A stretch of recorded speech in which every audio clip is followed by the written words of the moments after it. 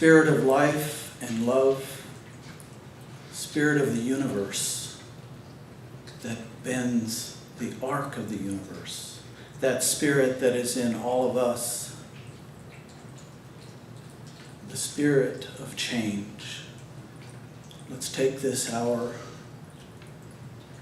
hear the names, hear the music, hear the stories. Fill our spirit with the universe, which is love. Because the hands and the hearts and the minds of the universe that changes things towards peace is us. It is in your heart if it's going to happen. Let's take this time and make it sacred and bend the arc of the universe towards that love and justice that we know it always does and it always will. So may it be. Amen. Thank you, Jim. It's very nice. It's fun. This place brings back memories for me. I used to come here when I was maybe 5 years old or something, I think. I remember rolling down the grassy hill over there. Yes, but I since we're not in a big hurry, my mom wants me to tell a story. I have a lifelong distrust for Unitarians. I'm sorry to tell you, but because my brother and I, there was a poster on the wall one time that said Dr. Spock was going to be here. And we were so excited, we held our breath for 2 months, only to find out that some fraudulent doctor was here from child psychologist, So I learned my lesson. Welcome everyone to this.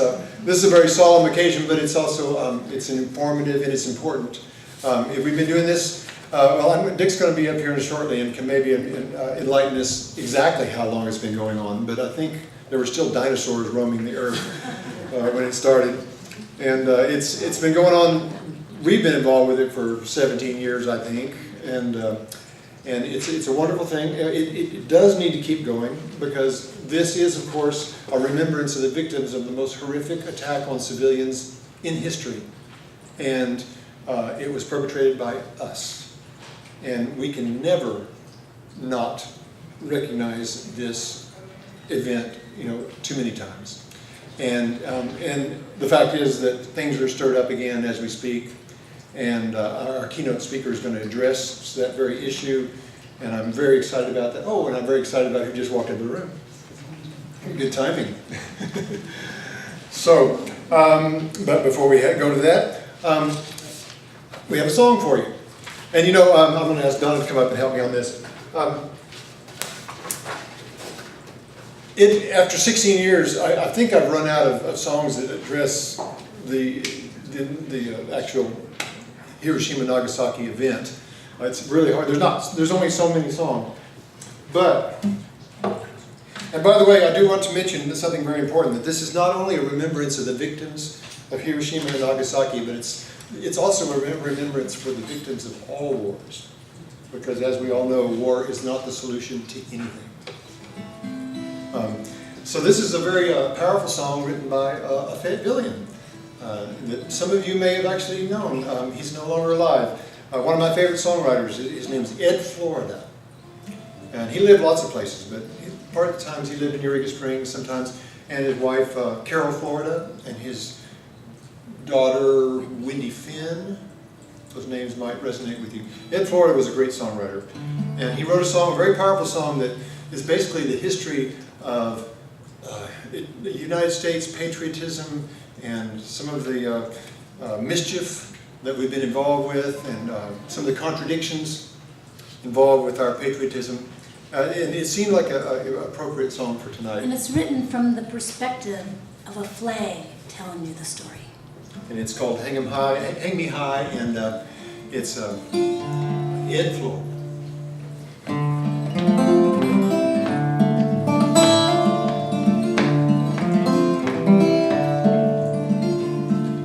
I was born blue, red, and white.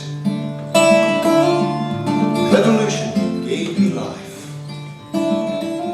I screamed, a shout heard round the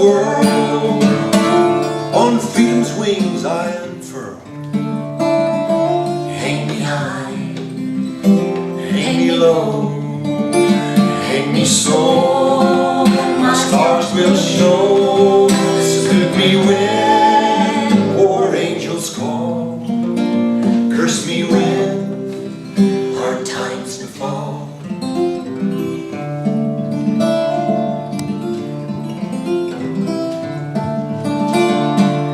Wrapped in stripes and crowned with stars, nursed upon the breath of war.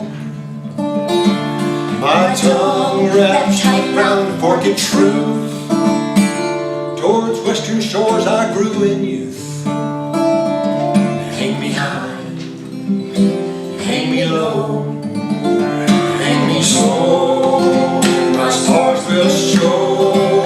Salute me when war angels call. Curse me when hard times befall. Wealthy child out on a spree, rode shotgun right through history. For me and freedom side by side. Spin the spoils, enjoy the ride. Hang me high, hang me low, hang me so, my stars will show. Salute me when war angels call. Curse me when hard times befall. Now the day of reckoning appears, and his dawn awakes both fate and fears. My children cry for simple truth. Who'll pay the debt of my squandered youth? Hang me high, hang me low, hang me so, my stars will show. Salute me when war angels call.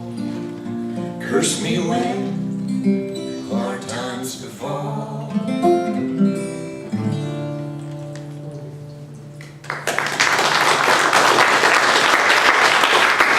Thank you very much.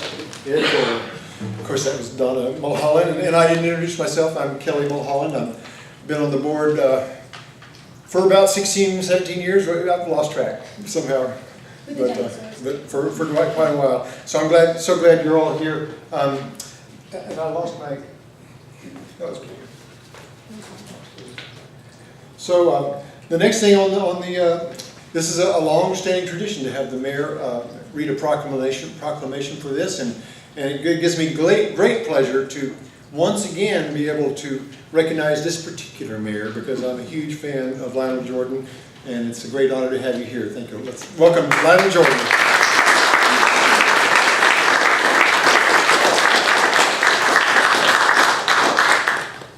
Well, good evening, everyone. It's great to be here again. This is something we do every year, and I'm always excited to do that. I want to thank the Unitarian Universalist Fellowship, Jim, for letting us have this here again. Thank you very much. You do a fantastic job. You're a great partner to this city. And I want to thank everybody that's in attendance here tonight, and I certainly want to thank the Omni for putting this all together. Thank you all very much.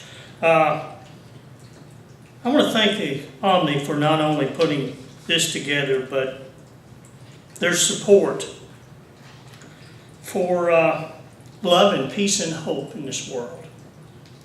You know, every day we see things that seem to be contrary to what we really want to see, but the Omni Center has always been a place of love and peace and hope.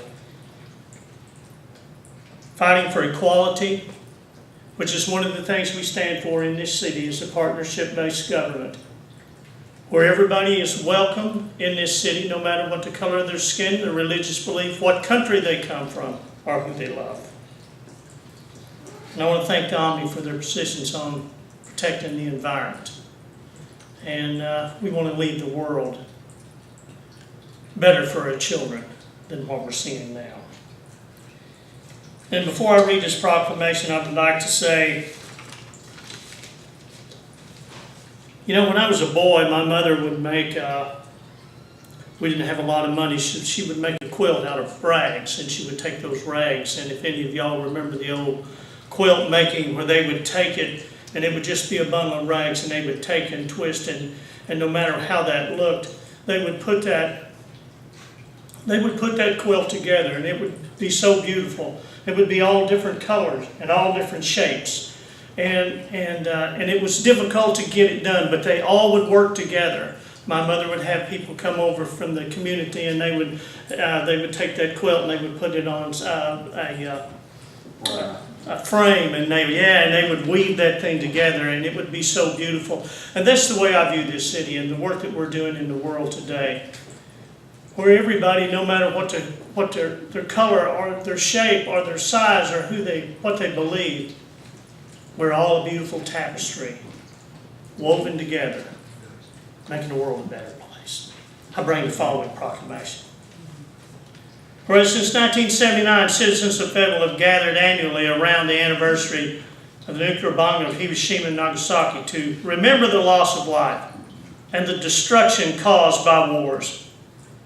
And whereas the proliferation of nuclear weapons and missile defense systems throughout the world costs hundreds of billions of dollars, and estimates of nuclear waste disposal costs are upwards to $50 billion.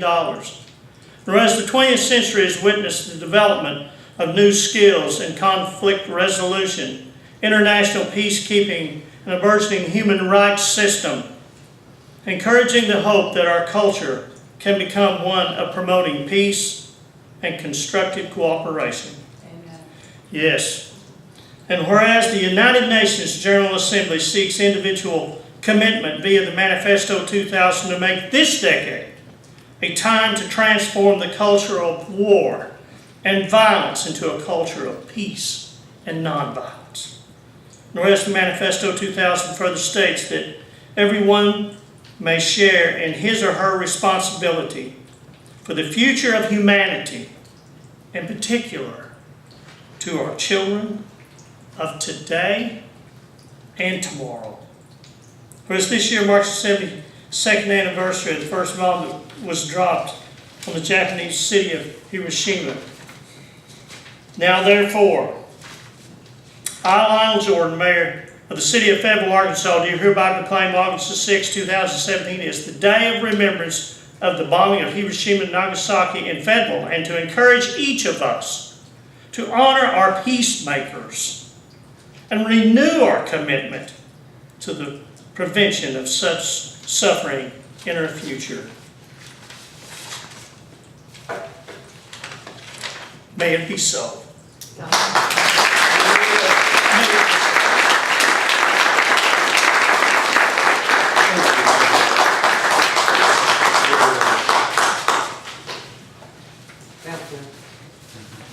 Nicely done, thank you. Thank you. Thank you, Lionel. Kelly, All right. don't Yes. forget. Yes, I got that over there, so thank you. Yes, we have some opening comments. It hardly needs introduction. Dick Bennett is familiar to everyone here. Dick Bennett, of course, is the founder of this organization and a great peacemaker, retired professor of the University of Arkansas, and one of my heroes, mentors, and best friend. And here to make open comments, Mr. Dick Bennett.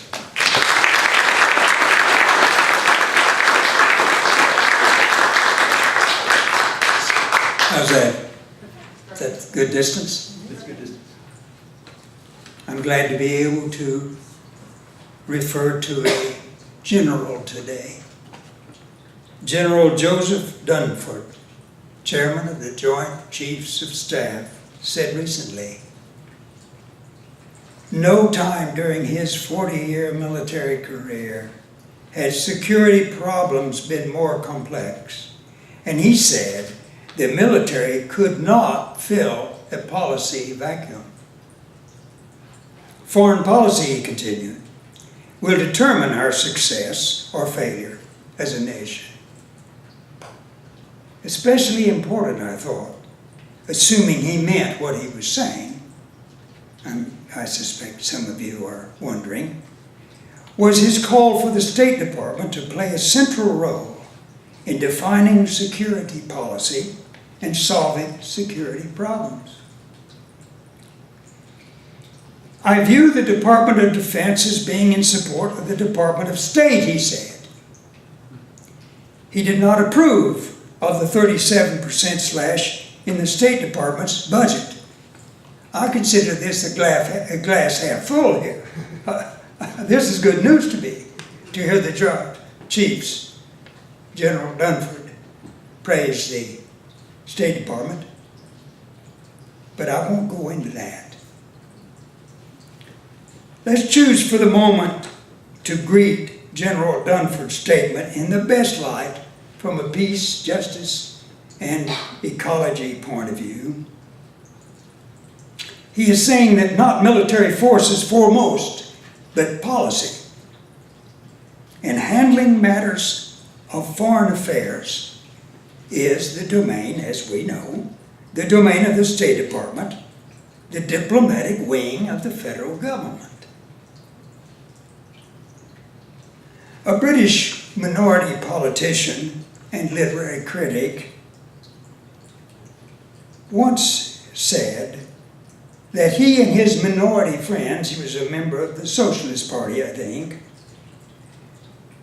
that his friends must search for every niche in the structure of power if they were ever to effect change. Well, that's where our Peace, Justice, and Ecology Party is today. We're in the minority. General Dunsford has inadvertently shown us one of those niches. The State Department is one of countless places, locally and globally, where we can strive for peace, justice, and ecology. We can push diplomacy, negotiation, conflict resolution, the teaching of nonviolence, even when the niches of possible change seem rare as they seem today to maybe all of us. So let's ask ourselves, what would our world have been and be like without the peace movement, the peace tradition? And I'm going to cite, as an example, one thing President Obama did that is outstanding, I thought, for peace. President Obama's negotiations with Iran over its nuclear future were supported by hundreds of peace organizations and by hundreds of thousands of peace-minded citizens. His nuclear accord with Iran is proof to me that diplomacy can improve relations with long-time enemies. The United States has never been afraid to pursue diplomacy with our adversaries, Obama said, citing several examples from past presidents. He spoke directly to young Iranians, holding out hope that the achievement could open up a pathway to a broader accord between two longtime foes. We have a rare chance to pursue a new path, a different, better future that delivers progress for both our people and the wider world, he said. That's the opportunity for the Iranian and American people. We need to take advantage of that, he said. And Obama had found a niche, and he made peace. Today, as we speak, the United States and North Korea face each other threateningly with nuclear weapons. But we who are here today know there are nonviolent alternatives. We know war is not innate. We know we are not hardwired for war. War is not something that just inevitably happens to us. We know many societies have resisted the call for war. We have a choice. So let's choose our niche. Thank you.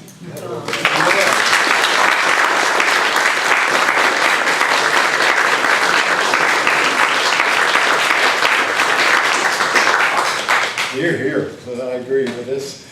Well, this program is just laced with some of my favorite people in this town and the world, and the next person I'm introduced is included in that.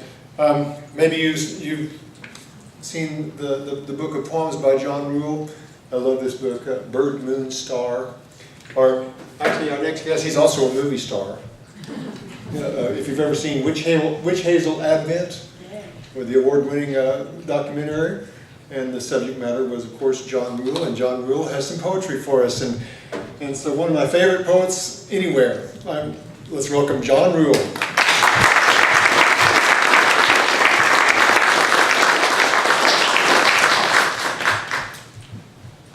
Thank you. This is a memorial, not a performance, so I'll remember that. This poem is 40 or more years old, was written in 1975, and we'll see whether what's covered in it is conscious our problem today.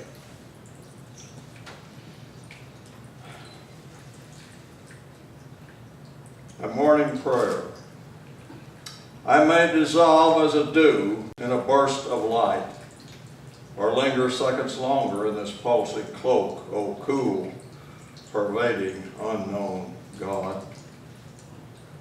Give me, shunned force, the strength to plunge my thought through polyfoam facade, through plow films of diffidence to knead their wincing hearts. Help me to strike the compulsion from my gasping friend, nothing beneath it, O God, and to lead out the vibrant young from the glittering trash of our time, without a backward glance. To shear off the bonds of splintering laws, symbols of our new distrust in our common nature, of our failure to become uncommon and our defensive smugness, our loss of all that once divided the new world from the old. Make my eyes fly open to see with the gleam of miraculous surprise, as it was in the beginning, before expedience struck off the sheen, that I may fly to the core of life's mystery. Why the black robin at 10 p.m. in Vienna with a realm of 6 roses sings unceasingly loud and blithe in the green electric snap of streetcars. If I were a strong bird, I could climb with sweeping wings toward eternity. If I were a swift fish, I could dart toward the cold silver reef of eternity. Oh, if I were a diffused white cloud, I could hover tireless in the moving force of eternity. Selah, Amen, Cesium 137. I've been trying to think of a little badge or symbol for our human species as we go off to leave this planet and launch into the broader universe without ever having made peace with this one. And so I came up with this very short poem called Escutcheon, which means a scutum, a shield for humanity. And there are a couple of terms in it, jewels for the red rays and so forth, and bar sinister or ben sinister for supposedly illegitimate birth and so forth. Escutcheon. The device itself is simple enough. No jewels or sinister bars. Just wandering brazen question marks within a field of stars. The ground can be the black of space with a brilliant border of light, splashed with the azure and gold of sea and sky at eve, and flecked with blood for the deeds we've done and for those we grieve.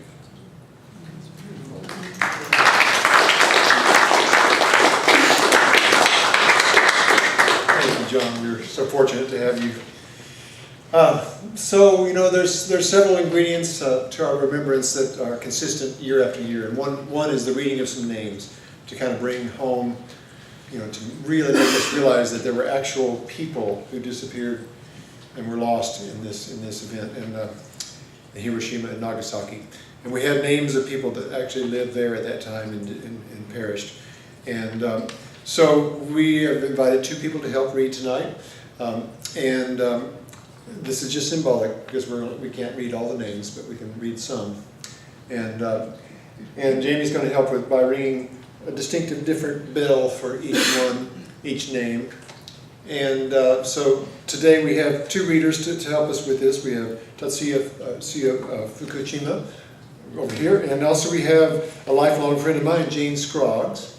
And one thing that's interesting about Jane is her former husband actually had a role in, he was a part of the Atomic Bomb Commission that actually designed medical follow-up studies for survivors of the victims of Hiroshima and Nagasaki. So that's very appropriate to have Jane Scroggs here.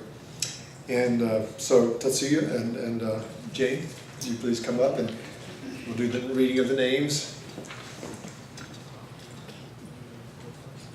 We can do one, you do one, and I can do another. Interesting.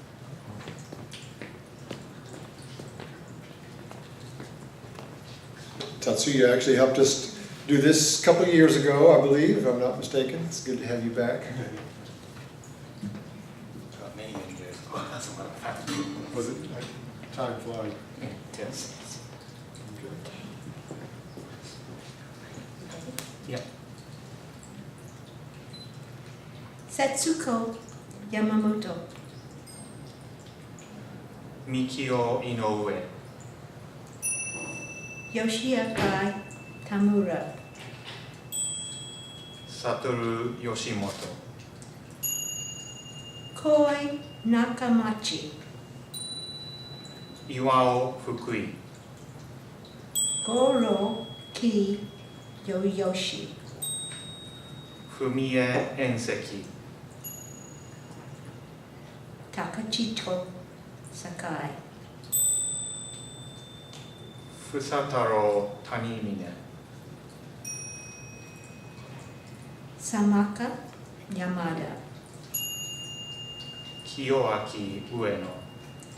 Kazeru Matsumoro. Yoshimi Hara.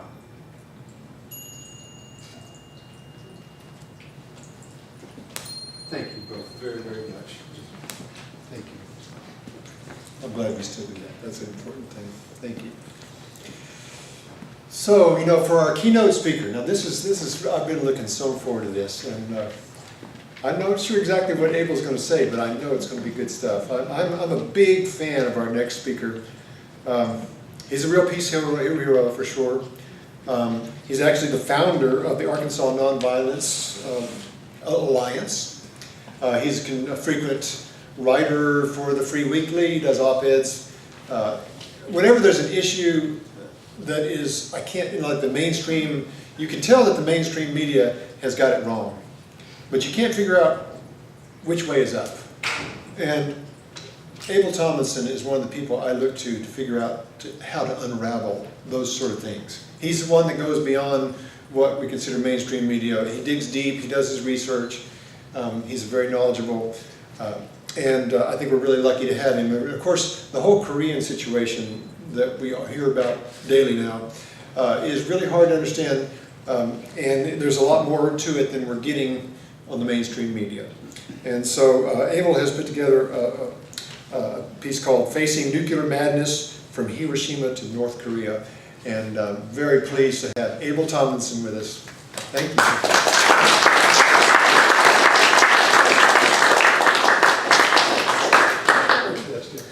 Well, my printer was broken, so I have to have this laptop. Good evening. Thank you for being here and this opportunity to speak. I'm actually deeply honored to be able to do this. We're gathered here today to mark the anniversary of the only nuclear bombings of people in history. You already know the horror and inhumanity of these savage attacks, so what more can be said? What can be said about our present danger? Is there hope? These are questions I'll attempt to answer, and I may repeat things you know, but redundancy can be helpful, and we're recording this for other people on the internet that may not know as much as you guys do. Let's start with the Manhattan Project. Only this week did I learn about physicist Joseph Rotblat, a superhero for peace, after watching The Strangest Dream. It's a free documentary online. I highly recommend it. Of many brilliant scientists working on the Manhattan Project, Rotblat was the only one to quit. After the project head, General Groves told him the real purpose of making the bombs is to subdue the Soviets. Not only was Rotblat a hero for quitting, but afterward he became a great peace leader. He was an original signatory of the Einstein-Russell Manifesto, and with Bertrand Russell, created the subsequent Pugwash conferences, working for peace with top scientists all over the world. We'll return to Rotblat, but first let's discuss Hiroshima and Nagasaki. Evidence indicates these bombings were political. 6 out of 7 five-star admirals and generals of World War II said the bombings were either morally reprehensible, militarily unnecessary, or both. And these are not pacifists. Eisenhower repeatedly urged the bomb not be used. And these are his words. He said, "Japan was already defeated and dropping the bomb was completely unnecessary." The chairman of the Joint Chiefs of Staff, Admiral Leahy, said, "The nuclear attacks were barbarous violation of every Christian ethic I've ever heard and all the known laws of war." Yet what affects me most are stories from Hibakusha, the survivors. And I'll mention just one, which is more powerful than cold statistics of thousands or hundreds of thousands being killed. And this is kind of a moving story, and it's pretty graphic, so if anyone's sensitive, they might want to plug their ears for 1 minute. This is the testimony of Michiko Kodama. And this testimony is on the the Friends AFC, the Friends website, the Quakers, anyway. Michiko said, this is the testimony, of Michiko Kodama, calling for abolition of what she calls weapons of the devil. Michiko said, "I was 7 years old, a second grader, inside the wooden school building. Suddenly, at 8:15 a.m., I felt a blinding flash, and then the ceiling collapsed, and sharp splinters flew all around. They stuck in the walls, desks, and the floor, and also into my skin. My father managed to find me, and as he carried me home, I witnessed hell on earth. I saw a man with his skin burned heavily and peeling. A mother was carrying a baby, which looked like charcoal. She herself was heavily burned all over her body and was trying to flee, almost crawling on the ground. Others lost their sight, their eyeballs popped out, or ran around holding protruding intestines. People tried to cling on to us, saying, 'Give me water, water, water.' Unable to give help, we just left them there and hurried home. My favorite cousin, who was like a big sister to me, had her face, her entire back, and her right leg severely burned. Her burns quickly festered and flies swarmed. Soon maggots bred and crawled all over her body.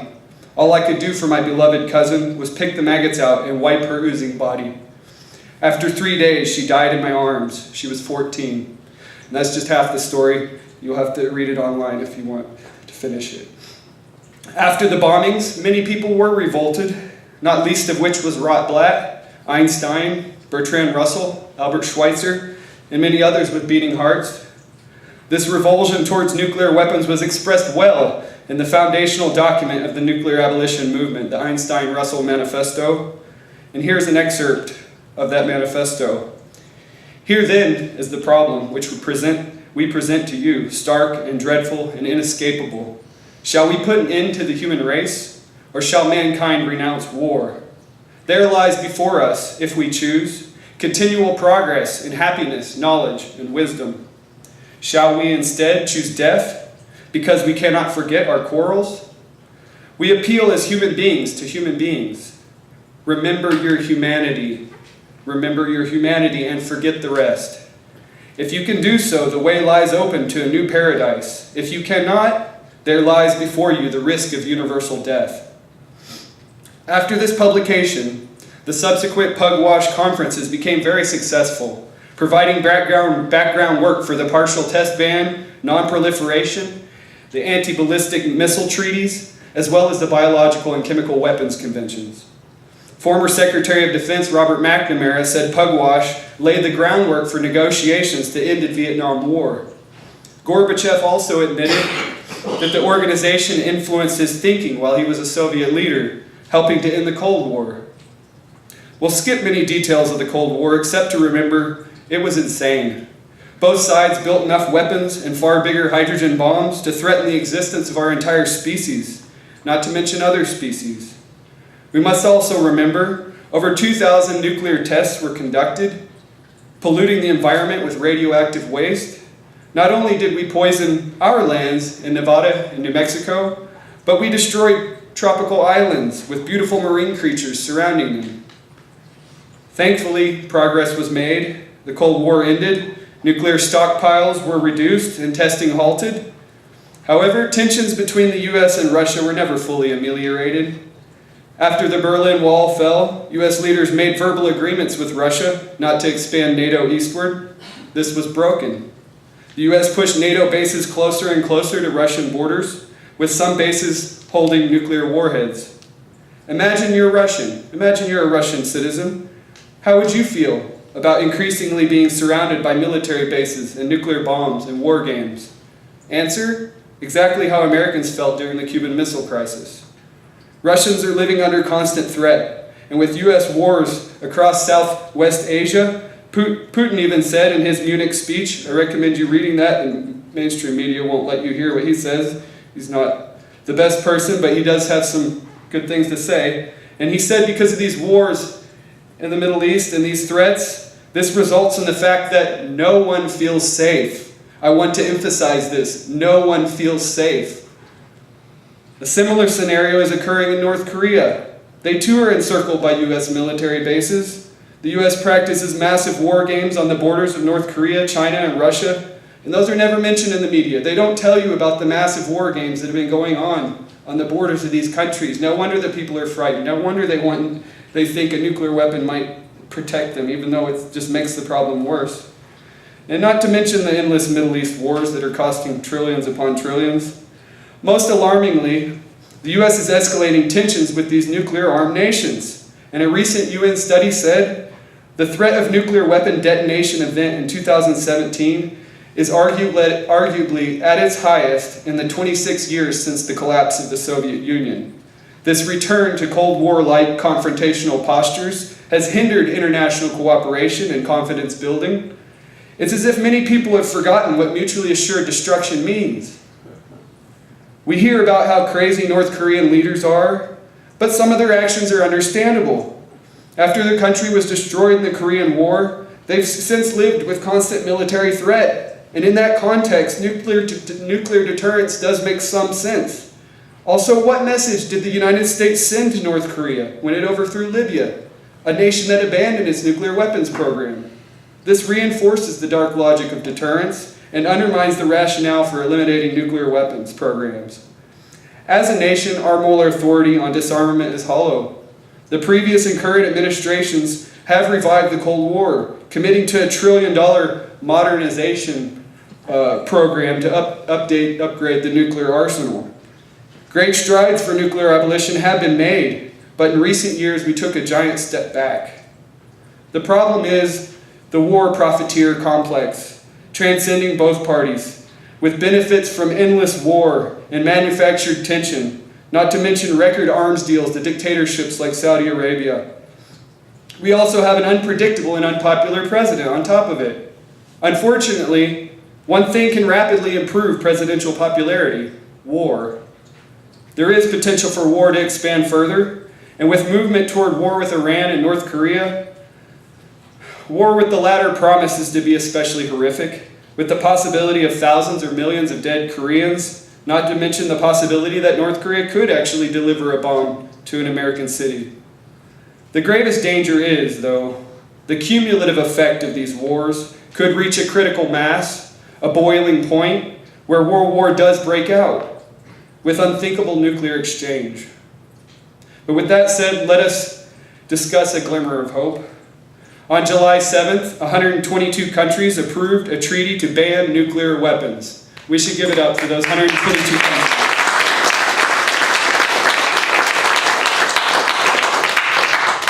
And this treaty will actually likely be ratified next month after 50 people sign it. It gets ratified by 50 countries, and then it becomes law. And then nuclear weapons will be illegal. No country with nuclear arms supports this treaty, though, but its power shouldn't be underestimated. Nuclear nations may cling to their bombs, but they will increasingly become outlaw pariahs like North Korea. The weapons will become delegitimized. It also promises to affect vitally important public opinion. And as some philosophers say, public opinion is the most important determinant in society. It's more important than, it's the ruler of society ultimately, whether you are a democracy or a dictatorship. However, we mustn't make the mistake of thinking this treaty is enough. And I'll quote Rotblat to make this point. And this is from his Nobel Prize acceptance speech, which he accepted that along with the Nobel Prize for the Pugwash Conference Institute. This is Rotblat. He said, "I've argued we must eliminate nuclear weapons. While this would remove the immediate threat, it will not provide permanent security. Nuclear weapons cannot be disinvented. In a nuclear weapon-free world, should any of the great powers become involved in a military confrontation, they could rebuild their arsenals. The danger of the ultimate catastrophe would still exist. The only way to prevent it is to abolish war altogether. We must learn to resolve disputes by means other than military confrontation, and will require developing a new loyalty to mankind, or I would say humankind. We have to become world citizens. Prospects for this new loyalty are now better because fantastic advances in modern communication techniques, as long as you don't touch it.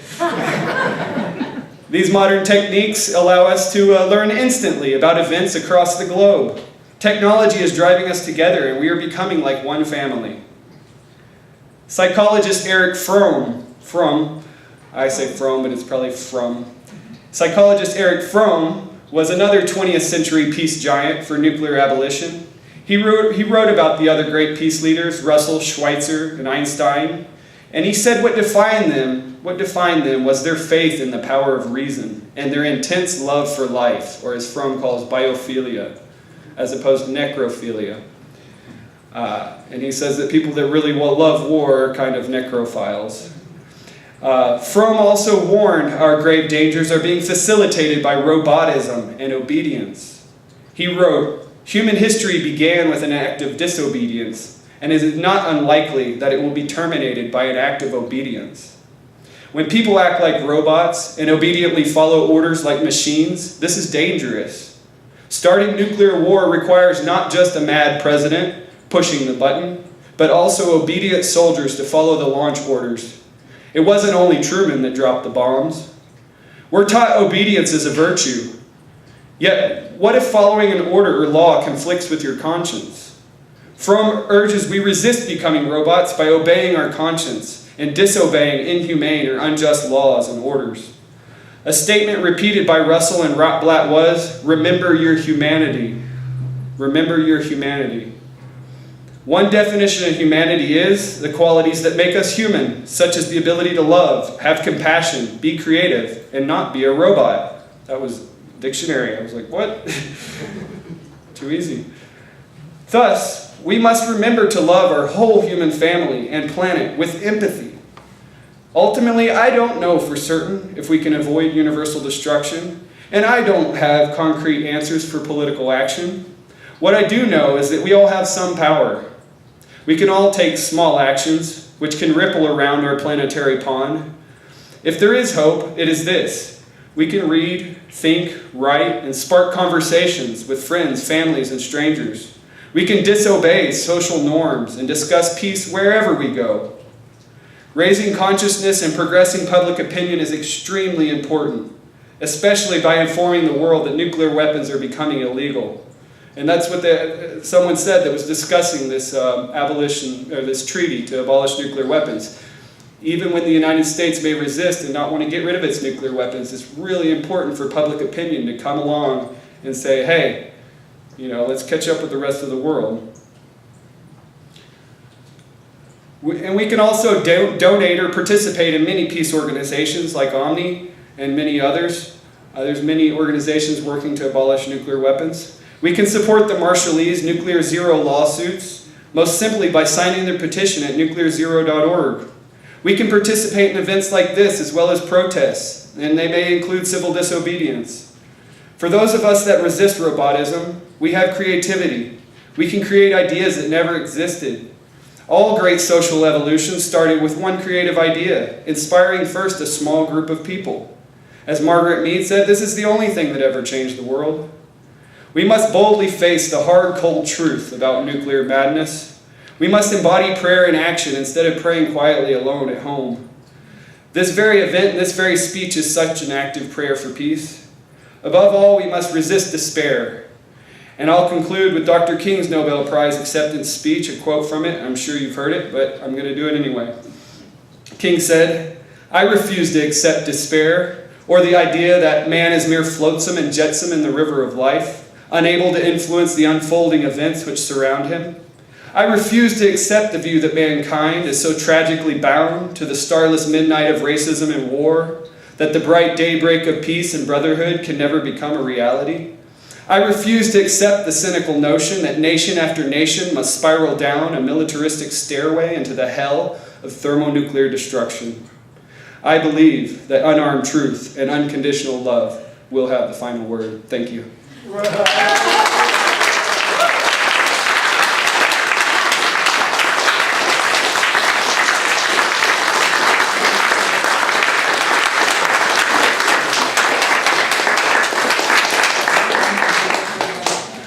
Abel, thank you. Gosh, that was everything I'd hoped for and more.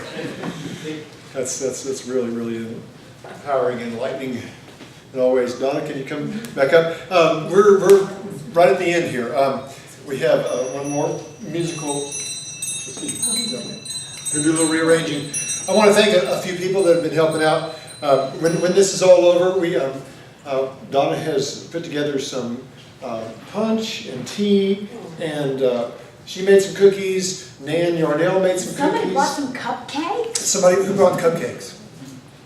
Jane Scroggs. Oh, how nice. And actually, Lisa, where's Lisa? She's back getting it ready. Oh, okay, all right. Lisa Orton is back there. So don't run off. Is helping us out with getting that ready. So yeah, we can all hang out and talk and catch up when this is over. And also, it's also important always to thank Aubrey, who is just year after year always everywhere. Aubrey Shepherd. And then also the Kaminskis, Hank and Joanne. The Peace Crane has been, from the very beginning, it's getting a little weathered over the years, but that thing has been on every march we've ever done, and it's a part of the Hiroshima Nagasaki Remembrance year after year. This year, of course, being indoors is kind of odd, but still we have it here, so some things never change, and I'm so pleased to have him. Speaking of which, that's kind of an interesting transition. Don and I had the great honor of, when Hank Kaminski's Peace Sphere was being built, he called us up before it had been delivered to the town center, and it was still in his shop. And believe it or not, there's a little hole in the bottom, and you could open it back then. Now it's all sealed up. And he invited us to get inside that thing and play music and explore what it was like to be inside the Peace Sphere. And so we spent well over an hour in there, and we took some instruments from around the world. I had a Japanese ruin that my mother brought back from Japan, actually. And it was on that instrument that I wrote a chant called "May Peace Prevail on Earth," which of course are the words written in every language on the Peace Sphere, and also on the Peace Pole here at the Unitarian Church.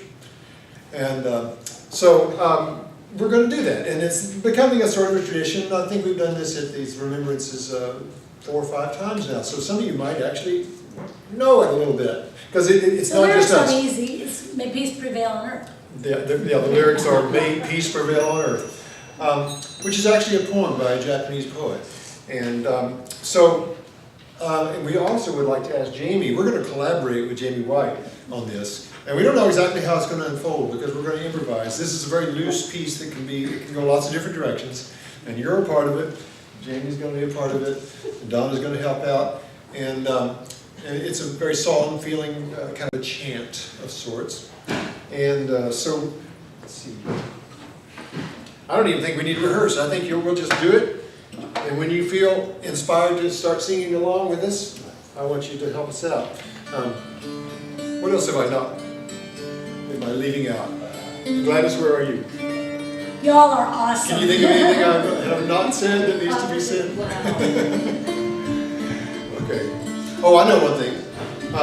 Because some of you are probably wondering how you can find out about gong songs. I think that, Jamie, do you have some brochures? on the front. There's some brochures out there by the entrance, so, because I would highly recommend that myself, so. And actually, she has 4 gongs when you go to her students. And thank you all for being part of our peace community, and we really appreciate you all being part of our Omni family, and let's do this many more times. And so, like I say, we don't know exactly how this is going to unfold, but we'll just trickle into it. May peace prevail on earth.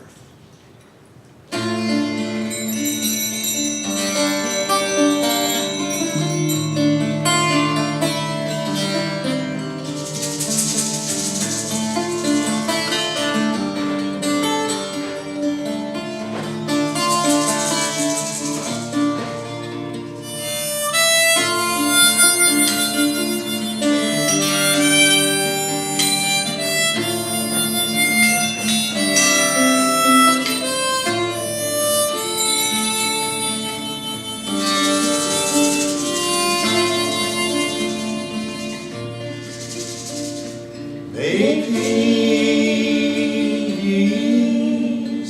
prevail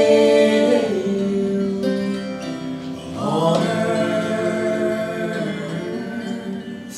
on earth. May peace prevail on